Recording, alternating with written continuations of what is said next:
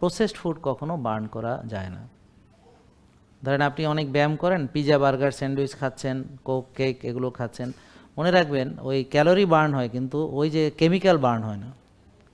এটার ভিতরে যে কেমিক্যাল দেওয়া হয়েছে ওগুলো আপনি বিষক্রিয়া আপনার করবেই।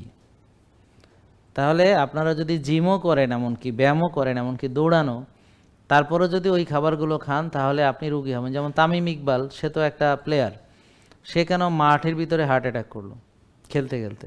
তার মানে আপনি যতই ফিটনেস ট্রেনিং করেন না কেন, আপনার যদি খাবার ঠিক না থাকে তাহলে আপনার অবশ্যই হার্ট অ্যাটাক হবে বা ব্রেন স্ট্রোক করবে।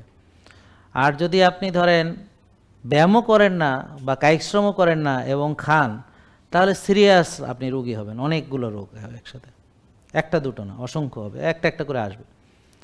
আর এর সঙ্গে যদি আপনি রাত জাগা আর টেনশন করাটা ধরে রাখতে পারেন তাহলে আর কোনো কথাই নেই, একেবারে সোনায় সোহাগা, মানে রোগ হওয়ার জন্য উপযুক্ত।